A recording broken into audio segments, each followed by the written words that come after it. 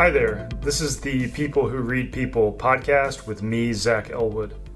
This is a podcast aimed at better understanding other people and better understanding ourselves. You can learn more about it at behavior-podcast.com. This episode is about online dating. Specifically, it's about the signals we can send intentionally or unintentionally with our pictures and profile copy on dating apps. I talked to Jess Snitko, who has researched online dating and online communication. Topics we discuss include women who use pictures with the so-called duck face expression, guys who use shirtless pictures of themselves, people who use selfies of themselves taken in the bathroom mirror, guys who post pictures of themselves holding a fish or posing with other dead animals, pictures that can give the impression of being a big partier, and more. We talk about what makes people swipe left or swipe right, what they find attractive or unattractive. Whether you use dating apps or are just interested in the conclusions we reach about each other and the signals we send, I think you'll like this one. I have a couple past episodes that are also about online dating, so if you like this episode, you might like those too. I'll include links to those in the entry for this episode on my site, behavior-podcast.com. A little more about my guest. Jessica Snitko conducts research about computer-mediated communication and the reciprocal relationship between online interaction and public perception. She's interested in the online development and maintenance of romantic relationships and how mobile dating apps impact modern dating culture. She owns Snitko Communication Consulting, which specializes in trial consulting, strategic communication, and brand management. I'll put a link to her LinkedIn in the entry for this episode. Okay, here's the talk with Jess Snitko. Hi, Jess. Thanks for joining me on the show. Thanks so much for having me. So maybe we could start with how we got to talking to each other. What interested you about because you reached out to me? Maybe you could mention how you what interested you about my work. Yeah, absolutely. So I recently started doing jury consulting a little under a year ago. And so when I was doing research for that, I was looking up, just different resources. And one of those was podcasts about jury consulting and trial consulting. And one of your episodes was one of the first ones that came up. So I listened to that, but then it was all of these different episodes about conversational analysis, psychology, all things that are relevant to my work and are things that I'm interested in. So that kind of just led me to listening to a bunch of your shows. And I was like, hey, I think that some of the work I do might be interesting on this show. So I reached out and thought maybe you'd want to interview me as well. Awesome. Yeah, and thank you for that. And I wanted to mention that too, just to say to anybody listening or watching, if you do have interesting ideas for a show or an interview, do let me know because I'm always open to those ideas. And in the interview you mentioned Christina Marinakis, who's a jury consultant. That was one of my favorite interviews. So people interested in jury and trial consulting should check that out. So yeah, let's maybe we can go to talk a little bit about your work, your dating research. Mhm. Yeah, absolutely. So I became interested in researching mobile dating apps. Actually, the interest started way back when I was in undergrad. I think this was probably like 2011 or something, and I was in an introductory communication theory course. And I remember hearing about Dr. Joseph Walther's hyperpersonal model of communication, and that's what really got me interested. And the overview of that model is basically that the communication that people have on the computer, so computer mediated communication, is actually more intimate and more intense than the communication that often happens face to face. And I remember being really interested in that, and I thought it was really surprising. There's a couple of reasons that that happens that I'll go into because it is directly related to dating apps. Um, So a few major reasons that this happens is first of all, you have the sender. So let's say that it's two people communicating in an online platform. And I'm the sender. So because of the way that it's situated, I am able to present myself in the way that I want to, right? It's called selective self-presentation. And that means that I can hide any of my undesirable qualities, but that I can emphasize or display any of my desirable qualities. That happens a lot in online dating, right? You want people to see the good things about you, but you're hiding the things that, maybe you're like terrified of spiders or something. You're not going to advertise that. You're going to advertise the qualities. Or I guess Um, the extreme version of that is like catfishing, where you're completely misrepresenting. right, Yeah. right. And we will, there's a lot of research that goes into that too, is like there's this line between, yes, you want to present yourself in a positive way, but you still want it to be authentic, right? So when we're talking about the hyperpersonal model, it's that you're still being authentic to who you are, but you're highlighting the best parts about you, similar to how you would Right. in a job interview, Right. Because right? most people know they might actually get to know somebody, so they want to be realistic. They just want to present the Right. best. Yeah. Yeah. Exactly, because Yeah. for most people, well, for a lot of people on dating apps who are using them for their intended purpose, the end goal is to meet face to face. So Hmm. you don't want to say like, "Oh, I'm an astronaut and I'm 6 foot Right. five," if if you're not, Yeah. right? Um, Few people are lying to those extreme degrees. Yeah. right, Yeah. right. And those are mostly the people that are just kind of on there for it's a form of entertainment. They're not really Mm. using it for its intended purpose. So that's the one part of one component of the hyperpersonal model is that I can present myself in positive ways. The other thing is that receivers, if they have a favorable first impression of you, so for example, this goes back to dating apps as well, right? If I have a favorable first impression of someone, then in the process of getting to know them, there are all these blanks that I need to fill in because I don't know a lot about them yet. If my first impression was good, I tend to fill in those blanks with more favorable things. So in the hyper-personal model, when you're first starting to get to know someone online, you're only getting like the best information or their best presentation of themselves. Then you're filling in the blanks with more favorable information. And then you actually are like exaggerating the ways in which you are similar and downplaying the ways in which you are different. Mm. Because as humans, we're just more comfortable talking to people who are similar to us and who agree with us about things.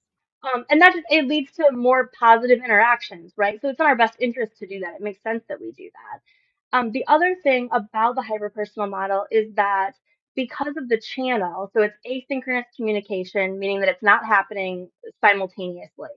It means that you can spend a lot more time crafting your messages. So if you and I were sitting and having a conversation, I couldn't pause for 5 minutes to craft like a really good response to give back to you if we're talking in person, right? That would be awkward. But it happens all the time when you're getting to know someone through texting or dating apps that there's a 5 minute delay between your responses. That's just normal. And during that time, sure, someone could be busy, but they could also be writing a response and editing it and deleting it and Yeah. asking their friends for feedback. Right. And so the actual quality of communication that you're having is a lot better. You're also not having to worry about things like interrupting each other during face-to-face conversation.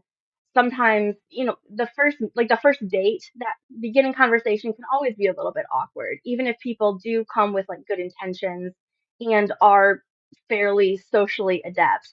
There will be things like interruptions, there will be lulls in conversation, maybe there will be like weird things like you're having to think about eye contact, right? Hmm. And you're having to Hmm. think about like what you're doing with your hands versus when you're just talking online, you're only focused on the quality of the words that you're saying. So that leads to better conversation that happens online. And I was just really interested in And that. these are and to rephrase it, these are all things that lead to the study that you found about like extremely quick bonding that can happen in online communication.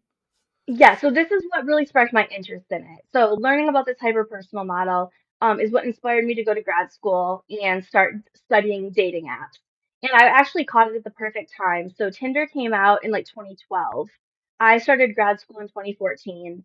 And it was, there's a couple year delay when things first launched. It really didn't start getting popular until like 2014 or so is when people were really on dating apps. And so it was kind of the perfect timing of I'd been interested in online dating, but now there was this brand new thing of mobile dating apps that was perfect for me to research for my master's thesis and then for articles beyond that. So what really got me interested is that there were thousands of people using dating apps. They had become really popular, but very few of those people were actually meeting face to face. So they were using them, but they weren't using them for their intended purposes. So that led to my research of, okay, they're having all of these great conversations, like the hyperpersonal model says. They're using the apps, but they're not meeting. So Mm, why are they using the apps? right. What's the point? Yeah. Yeah. Hmm. And you had written about how some of that was about validation and almost like a game like approach, entertainment almost to Hmm. using the dating apps.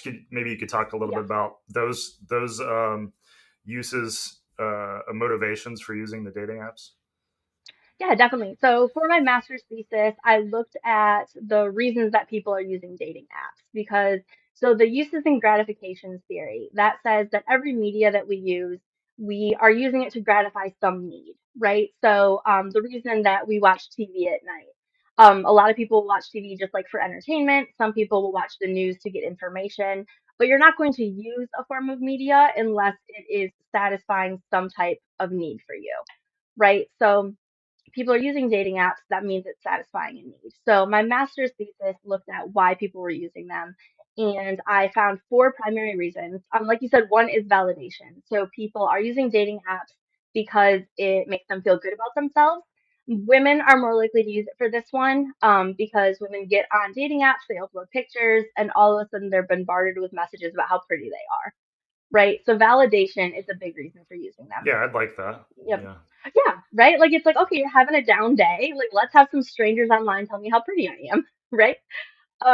Another reason is entertainment. So this is often used in social settings. So maybe people are just with their friends and they decide to open Tinder and they're like swiping left or right, but together. Like the whole group is deciding, like, oh, swipe right on him, swipe left on him. Yeah, so it can be a group activity, right? Or it can be something instead of like doom scrolling while you're waiting for something to happen, or if you're in line at the grocery store, instead of like doom scrolling online, maybe you're swiping on a dating app.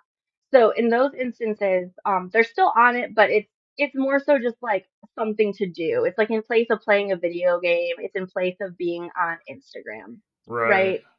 right? So those are two reasons, and those are the main ones that my research found that women use them. That being said, that research was it's about 10 years old, so I think the uses have evolved since then. And I did find that there's two main reasons that men use them, which are different. So men are specifically using dating apps for relationships. Those could be serious relationships or just friendships, and they're using them for hookups or casual sex. So it differs a little bit based on gender of why people use them, but I did create this scale. It's a 17 item scale. It's kind of think of it as like a BuzzFeed quiz. Like you could take it and your score would indicate what your main reasons are for using dating Oh, interesting. apps. Is that something people can take online? Have you put that online? Yeah, it's on Google Scholar. I could send you a briefer version of it if you wanted to like post it on your website or something. It's just a Yeah, that'd be 17 cool. item, yeah, 17 items like agree or disagree with all of these questions, and then that will give you the reasons that you're using dating apps. Oh, you should turn it into like a Facebook quiz, like one of I those should. button clicking kind of. People would like Yeah, people love that stuff. Yeah. people like stuff like that. Yeah, I really Uh, should. when it comes to the more validation entertainment things, you said it was that was more significant amongst women. How Mhm. much more significant was it? Was it like a really small percentage of men who do that kind of thing? Yeah, really small percentage. It is, I mean, well, and a lot of that has to do with the ways that dating apps are being used. A lot of men aren't getting much validation from dating apps. There are significantly more men that are using them. And so just from those numbers alone, there's a much wider pool of men to complement women. And we're talking specifically about heterosexual, like cisgender people right now. So there's a much wider pool of men to complement women than vice versa. So a lot of men actually struggle with lower self-esteem when using dating apps because they're not getting a lot of that validation. They're getting a Right. lot of they're sending out messages that aren't getting responded to. Right. It's It's like something like reverse validation. Yeah. right, right. Yeah. And so they could I'm sure that there are some who use it for entertainment, like in groups with their friends, like women do. But if people aren't responding, then it's less entertaining. Right. So women, the reason they can use it so well for entertainment is they're getting bombarded with all these messages. They can respond to them without putting a lot of thought in if they don't really care, just to see like how the guy's going to answer back. Versus with guys, if you're just sending out like silly messages and most of them don't get responded to, that's not as entertaining. Did you get the sense that that was largely the what it would explain that during COVID when people were talking and not meeting up? Did you get the sense that men were wanting to meet up and but women were just not as willing to, and that helped explain why there was still so much activity on dating apps? I haven't looked at a lot of research of it during COVID. I would say that's probably part of it, but it's also people just needed social interaction during Right, COVID. right. And And so the people hope were of yeah, even if they wouldn't do so right, immediately, right. Yeah, right, maybe eventually meeting up. I know yeah, some people that would do like virtual dates, right? Like so they would meet on a dating app and then their first like couple dates were over Zoom, right? So I do think that probably men were still more wanting to meet up than women were during COVID because that's pretty like standard for the case. But I do think that a big part of it too was just needing that social interaction. Like there was probably an increase in the number of people using dating apps, just like, I right, downloaded TikTok because of right. COVID, Something to do right? online. Yeah, It's yeah, just something to yeah, do because you're stuck in yeah. your living room. Yeah. Yeah. To your point about it being a group fun activity, I actually heard about there's like an entertainment show in Portland.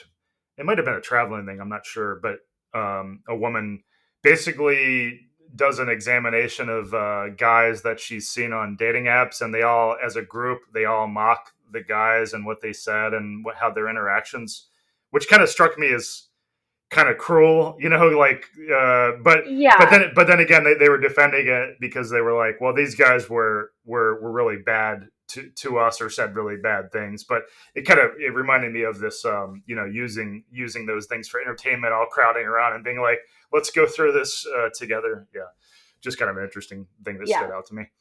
Do you Yeah. And want to I talk? think that Oh, good. is I was gonna say, I think that is a tricky thing because on the one hand, yeah, sometimes, women, like sometimes men are sending like crazy stuff to women on Right. dating apps. But then you also fall into this area of like cyberbullying and public shaming. And I don't Yeah, think there's either one is some. right. Like, I Yeah, don't think either one is really right. yeah, there's some gray areas, I feel like, where it's like, Yeah, was that really that bad? What that guy said is, there's those right. gray areas where it could be debated. Like, did he deserve all of this? Did he deserve Maybe that? maybe Yeah, he was even having some of these, a lot of the public outrage things. I think some of them boil down to like mental health things too, where it's like, I don't think that person is mentally well. Like the things that they are sending people, like, should we really like pile on publicly? right. Some of those things get in that area too. But Right. And like we've yeah, all said dumb stuff in conversations with strangers, right? So now that it can be so amplified, especially on like there's TikTok influencers with like, hundreds of thousands of followers. If they were to get on and say like this one guy said this one rude thing to me, I don't know if necessarily the outcome or backlash always matches what was happening. Yeah, there's a lot yeah, of gray area and a lot of yeah. different variables Definitely there. room for debate on some of the instances. Yeah. Yeah, yeah. So I'm curious. Do you want to talk about what you found most interesting in your research? For example, you had talked about we had talked about discussing what causes people to swipe left or right. That's one topic, but I wanted to leave it open to anything that came to mind that was most interesting in what you'd researched.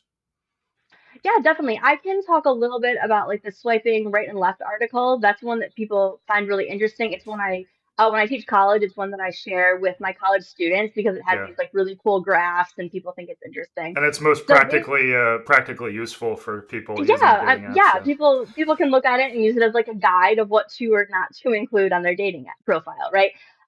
So for anyone who's not familiar with dating apps, swiping right means that you are interested in someone, swiping left means that you're not interested.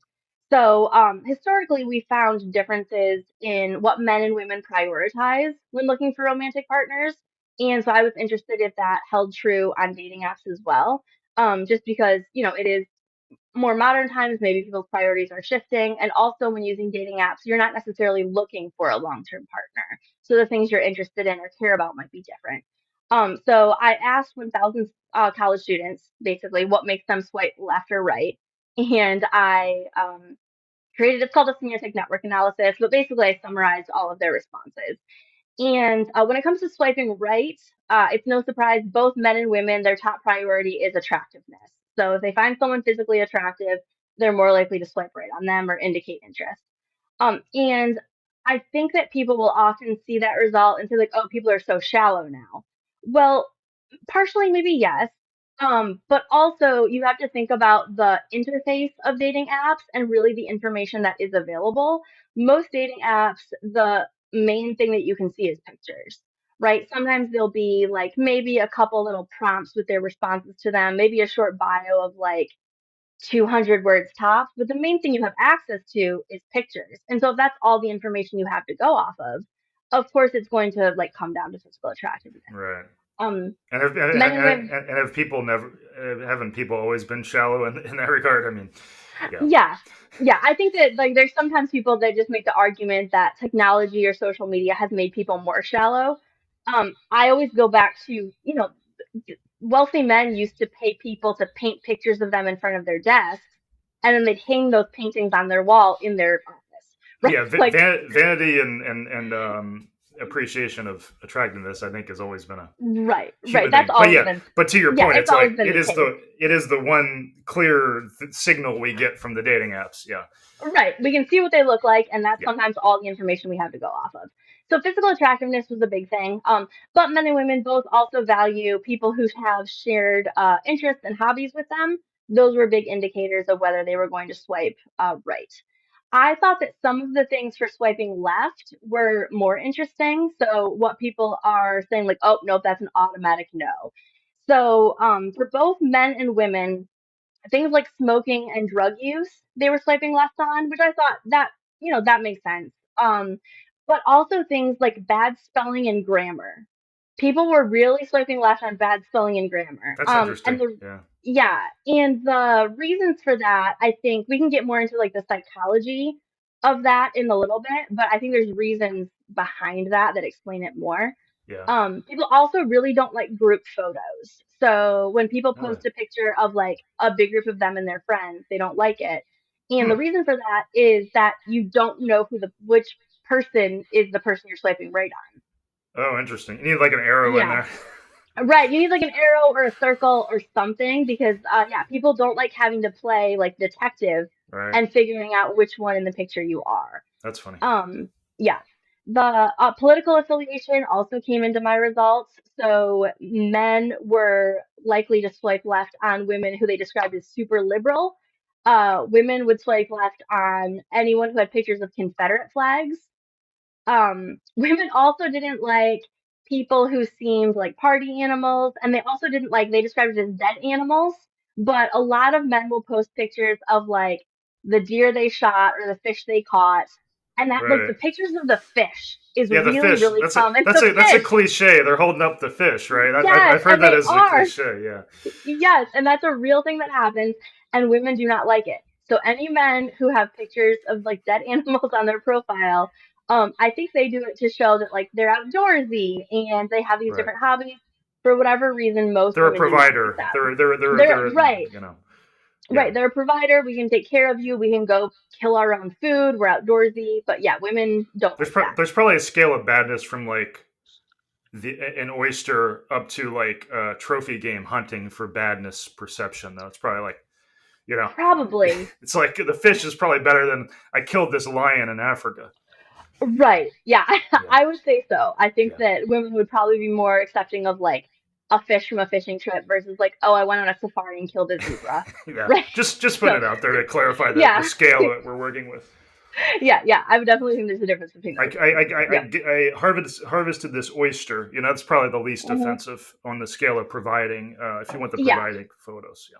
Yeah. Anyway, carry on with the Hmm. No, I don't think factors. that'd be a difference.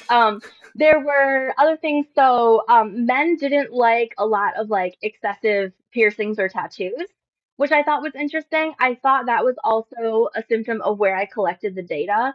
So when I talked to college students, they were all in sort of rural parts of Indiana in the US.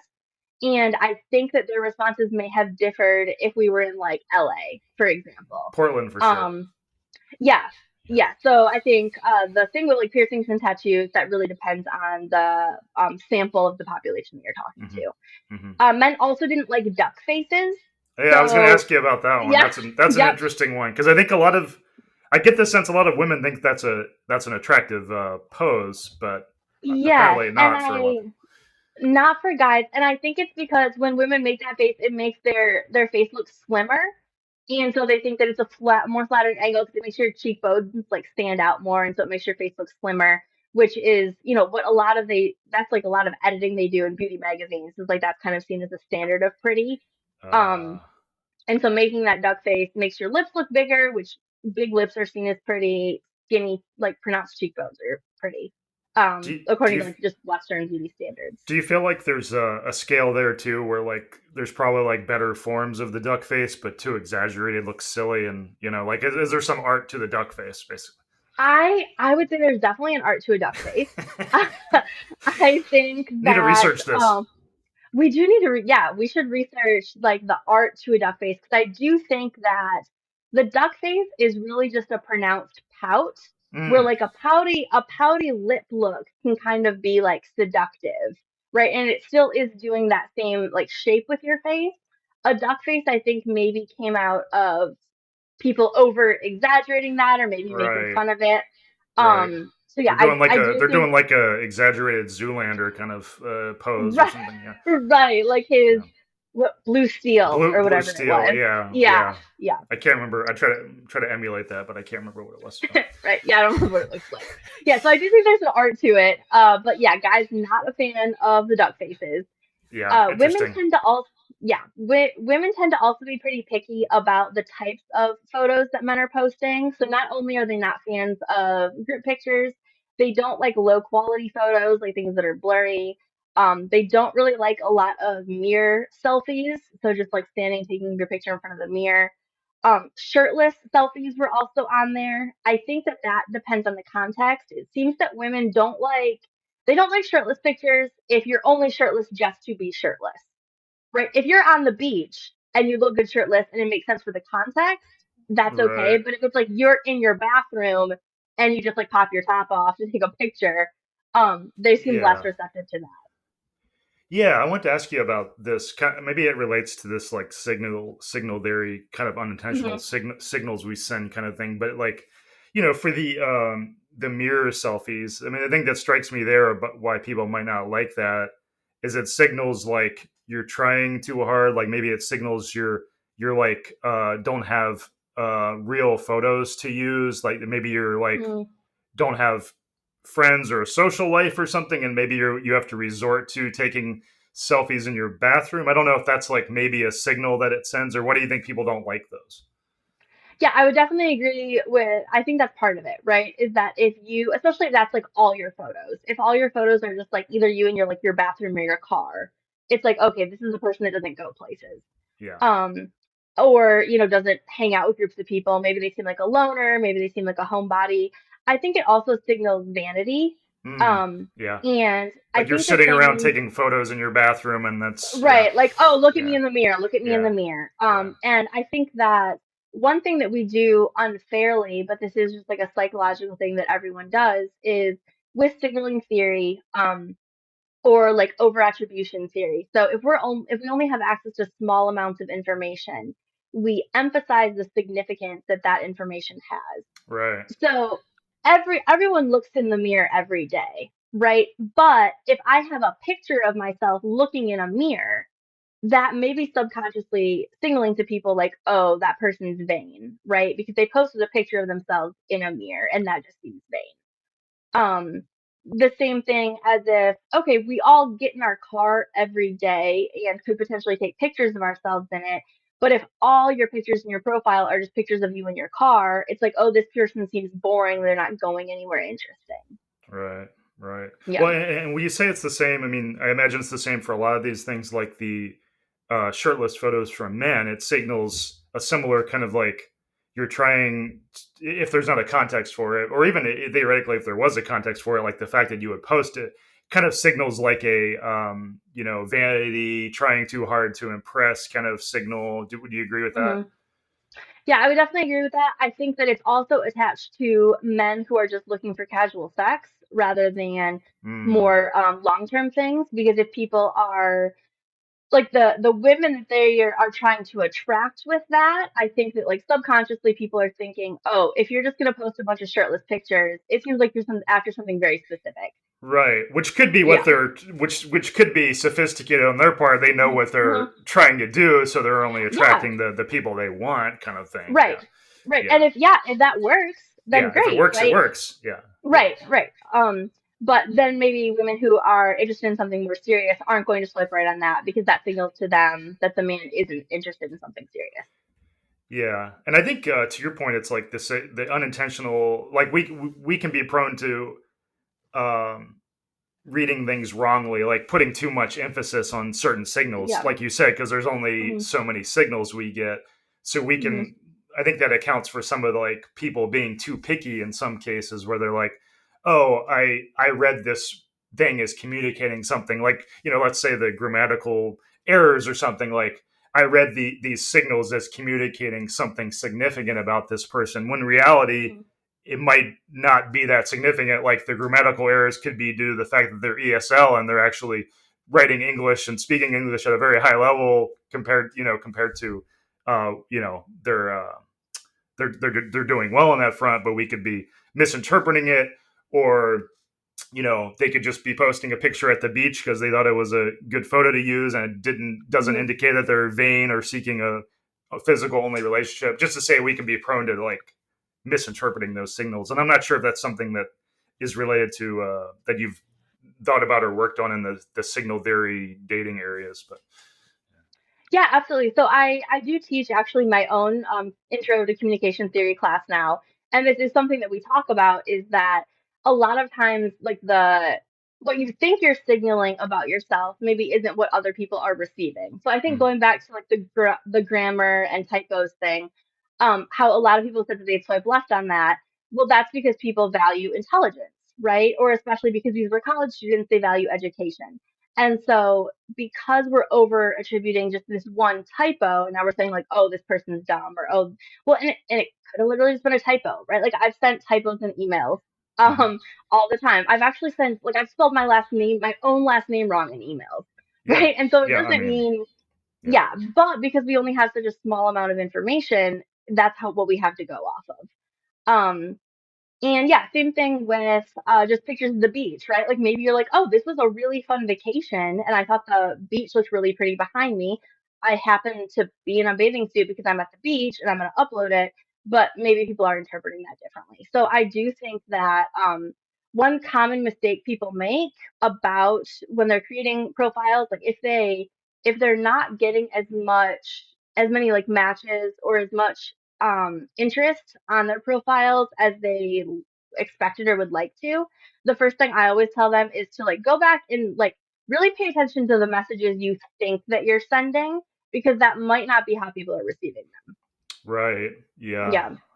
And you do some consult. You've done some consulting for people that want to improve their dating profiles. Is that true?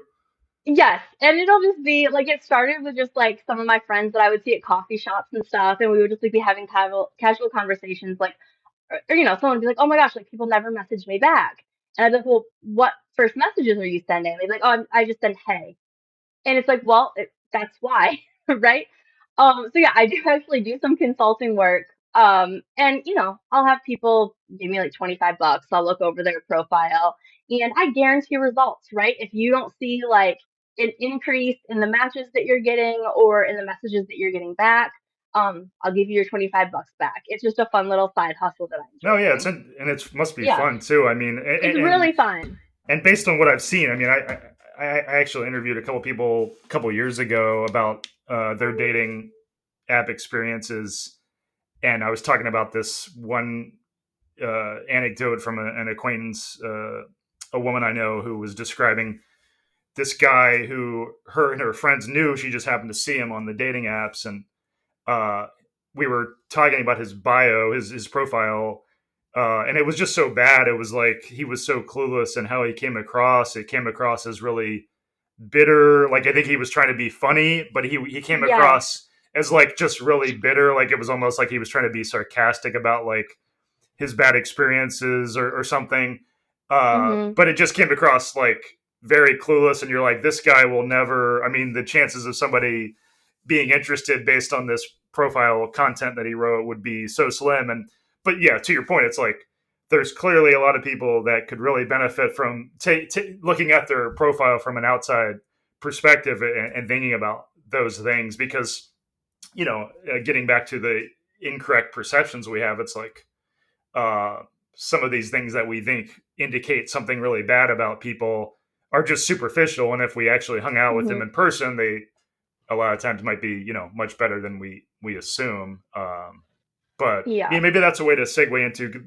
I wanted to ask you about this familiarity breeds contempt idea that I had read some research on. Michael Norton had done some research on this and how it related to social media, which I think relates to dating apps too, where it's like we can kind of the opposite of what you were talking about, how we can bond really quickly when we start interacting. I think what can happen at the surface level on social media or dating apps is like we see one thing that turns us off, and then we kind of write those people off, too much.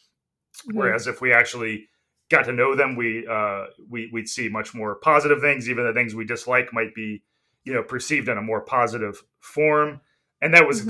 the gist of that familiarity breeding contempt research, was that we can be prone to these, kind of alienating ourselves from other people. Not just, I think it applies to the political polarization sphere too, in how we wrongly perceive acquaintances from one thing as being, completely against us in all these different ways, or whether it's just for Yeah. personal relationships too, like how it impacts our personal and romantic relationships and such. But I wanted to ask if you thought much about those aspects of how we can, maybe dating apps are doing similar things in the social media sphere of kind of like driving us away from each other a little bit too much.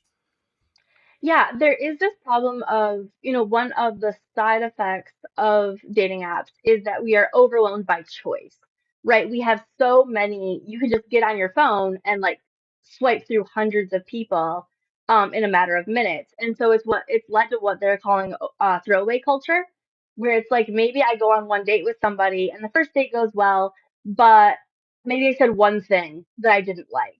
And because I've got 50 other matches on my phone, that I'm automatically dismissing that person. It also can lead to people being like overly picky on dating profiles, where it's because they have so many choices available to them that maybe because someone's religious feelings don't like completely align with theirs, they're going to automatically just swipe left on them. Whereas it used to be if you had fewer choices, maybe that's something that you could compromise about, right? Or maybe that's something that you could work through. But on dating apps, because we have so many options, and it also has there's the psychological phenomenon in communication where you are less civil. You're more likely to be incivil online than you are face to face. Right. And we have all seen people saying crazy stuff in comment sections online that they would never say if you were like together in Target. Right.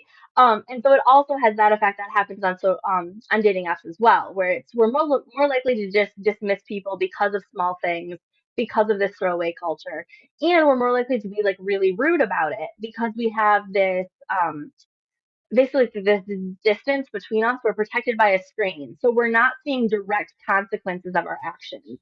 If Mm-hmm. we were face to face and I said something really rude to someone, I would have to like see what that did to them in like their body language or them just turning and walking away. But when you're protected by a screen, you don't have to see the consequences of that. Mm-hmm. Mm-hmm. There And I've is seen that. also I've seen some of that in some of those viral things that they share where people are rude to each other in the dating apps. It's like some of those have the sense of like escalation where it's like one person says something that's like not really that bad, and the other person kind of ramps it up a bit, and the other person ramps it up. So I yeah. have a feeling that must be happening, just like in the political spheres. It's like there's this escalation cycle where it's like we take the other person's statement in the worst possible way, especially because we're Hmm. distant from each other, and then it Yep. just goes haywire from there. Yeah, Mhm. yeah. Yeah, absolutely. And that's, I have actually done some research in political discussions on different social media platforms. And what you're describing is an incivility spiral, where it's like one person will say something that's like maybe just a slight disagreement, but then it will like spiral into like name calling and threats and all these crazy things. And that can happen on dating apps as well. Um, because like you said, people are interpreting things potentially in the most negative way possible. When it comes to like text, like the actual words we write are communicating very little of our message, right? So media richness theory tells us that just like sending emails back and forth, sending text back and forth, is not a very rich form of communication, meaning there aren't a lot of signs or signals that are getting sent besides just the words. So going back to your point about how some people are trying to like be funny or sarcastic on profiles, sometimes that can come across as like really jaded or rude because humor is just difficult Hard to to parse on understand without, there. Yeah, yeah, it's hard to get without tone, yeah, right? So I think that's another reason that incivility spirals happen so much online is it like maybe people are like joking around or being sarcastic or being kind of tongue in cheek about it, but yeah. we're interpreting it as like literal and offensive, and so that can kind of quickly spiral out of control. Yeah, there's just so many ways to misunderstand people only when it's only text. I mean, I have so many. I actually Yeah, keep a Google Doc of examples of like colleague or work related kind of misunderstandings based on saying something completely innocuous and the other person taking offense of it. Because I think that's very yeah, interesting, and it's much hmm, more prone to happen when it's text only, right? Yeah. yeah, absolutely. Do you want to talk? I don't know if we exhausted all your points about things that really bothered people in the dating profiles. Did anything else Um, stand out as like surprising things to you? let's see. One thing, I guess this wasn't surprising, but I feel like there's more to talk about with this one. So, women would say that like men who seemed like they were party animals, they would tend to swipe left on. They weren't interested in party animals. And I think it's interesting that you could identify someone as a party animal just based on like, you know, four pictures and maybe responses to a couple questions. And I think again that goes back to over attribution of you only have so much to go off of. So I even do this. So when I used to be on dating apps, I don't drink alcohol. So if someone had more than one picture of them holding an alcoholic beverage, I'd swipe left. And I know Mm, that's not fair, right? I know it's not fair because it could just be they like the picture of them. It doesn't necessarily mean that like drinking is important to them. right, But right, because they only have so few pictures, I'm like, oh, if like one quarter of your pictures is you holding a cocktail, right, like, and I was doing it too, knowing that I was doing it. right. Which I think gets into like, I mean, they're for better or for worse, there can be value to using stereotypes even if we know that they're not accurate. Because if you only have limited Right, time on a dating app, it's right, like sure some of those people that you categorize as a party animal might not be, but like you hmm, only have limited time yourself, so you're right, using some sort of algorithm to deduce things is an understandable approach, which gets into the importance of hmm. why it is important to think about the signals you send. Yeah, Yeah, yeah, it's narrow information processing, right? Which means that like we don't have time to study every aspect of your profile. Especially on dating apps, I think that it's like within 2 to 3 seconds of looking at the profile, most people make up their mind about whether they're swiping right or left. I think I used to take a little bit longer than that, but on average, it's like 2 to 3 seconds. yeah, So yeah, we're relying on all of these cognitive shortcuts to decide whether we're interested or not, right, and sometimes it can just come down to, oh, does this person give a lot of times it comes down to like vibes, right? People will be like, oh, do yeah, they give a creepy vibe? Do they give a party right, vibe? right, So I do think it's useful to have someone look at your profile and give feedback and say, hey, like, did you mean to sound this way right here? Or like, oh, the fact that you have only pictures of you in your living room, like, why would you not post something from your trip to Paris last year? Right. right, So sometimes I right. think it just takes an outside perspective. Yeah. Yeah. If you see, it's almost like if you see a red solo cup and a ping pong ball, you make some deductions about Right. that person's lifestyle. Right. And Uh, often unfairly, right? It could yeah, just be that, yeah, it could just be that's them and their best friend in the picture. they They just went wanted a to a picture of cool their best friend. party. Yeah, they just went to Right. Like you know. they love their shirts in that picture, Yeah, they right? like Like, that. They like their face. yeah, yeah. What about photos? How many people post photos where it's like it crops really hard, so you like they cut their X out of the picture? Is that does that come into play? That's a thing. So I find that men do that a lot more than women do. And I think that's mostly just men take fewer pictures than Yeah, women do. exactly. I was gonna say because Right. I can relate to that where it's like I don't have that many good pictures because I take very few pictures, so it's like I'm reduced Right. to thinking about how do I can I crop people out? Right. And so it's like, yes, you'll see where it's like clearly like they had gone to like a wedding together and then oop and it's cut and then the X is out of it. Hard crop. Um, Yeah, right, hard crop. And I think that cropping them out is better than leaving them in. Women are more likely to swipe left if there are yeah, I mean both genders, right? Both groups are more likely to swipe left if there's someone of the other gender in their pictures. yeah. Because you're So like, is it just a baggage thing of like there might be some hangups if they're using that photo or something? right. Or it's like maybe this is like their best friend and maybe you don't want them to have Oh, right. a Yeah, hot blonde as the best friend. it's some sort of Right. obstacle of some sort. Yeah, Right, right. So it's sending some type of signal. There could be a lot of reasons for it. So maybe it's an X that they're including. But a lot of times I think that like it's a sister or an aunt or mm, something. And if they don't specifically say that, you got to label that. then right, then you're getting swiped left on because they think it's like, oh, he hangs out with all of these women. That seems interesting. Um, Yeah, but yeah, I do think that it's very common for men to have really close crops, or I've seen even them like they put just like an emoji over the girl's face. And it's just because they're not taking as many pictures of themselves. A lot of those times, those pictures are the ones where they were like the most dressed up and think they look the best. right, right. Makes So, sense. Yeah, yeah. So maybe, if you are on dating apps, make more of an effort to just take some pictures of just you. yeah, I think that all men could benefit from just taking more pictures themselves. yeah. You're gonna wish you But not had them. necessarily not necessarily in the mirror in the bathroom though. Yeah. Yeah, not necessarily topless in the mirror. Yeah, Yeah, topless in the bath. yeah, Yeah, that's the yeah. worst combo. Holding a fish in the bathroom is even worse. Fish in the bathroom. That's Yeah, that's the worst one. yeah. We don't want Really. that. That's a bad combination. Um, I was gonna ask.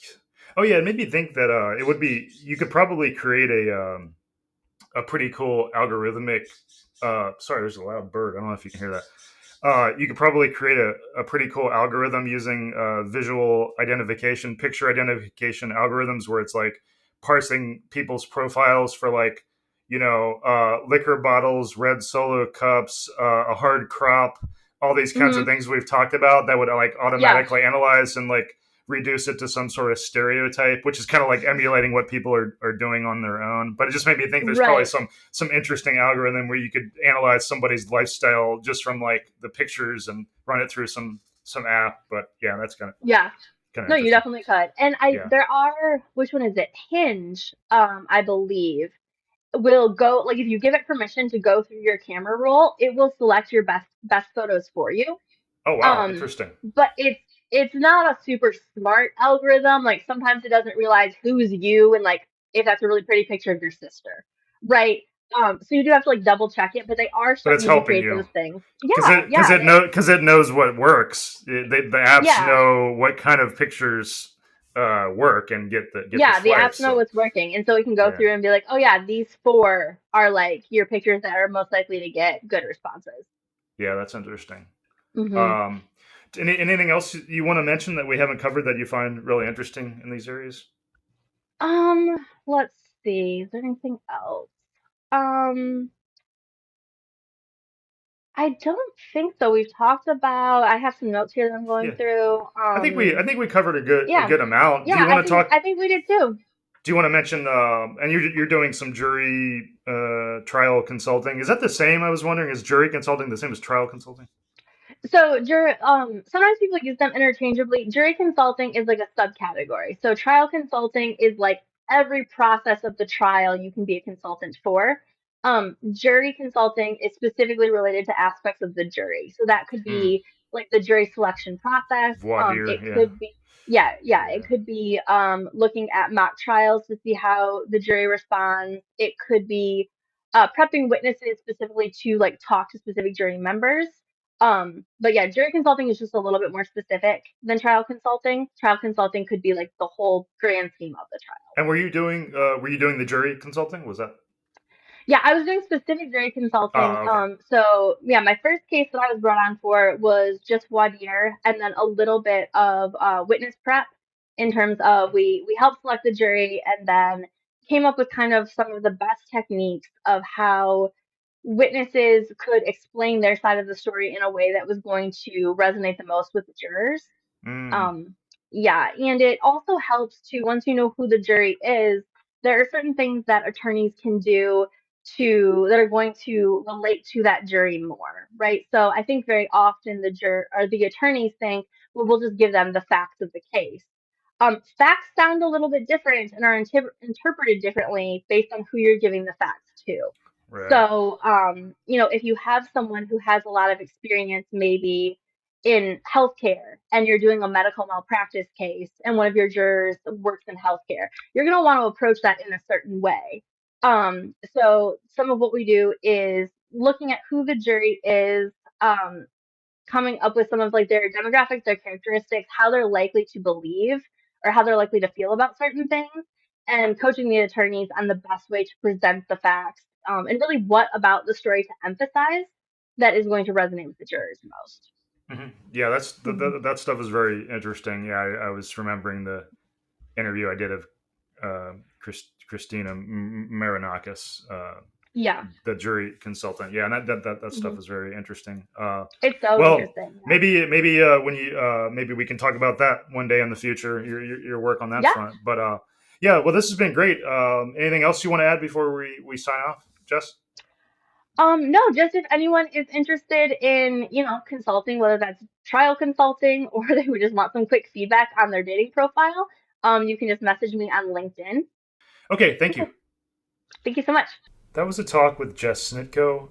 You can get a link to her LinkedIn at the entry for this episode on my site, behavior-podcast.com. And that entry will have links to other things that we talked about in this episode. I'm Zach Elwood. Thanks for your interest in this podcast and for watching it. Okay, bye bye. Music by Small Skies.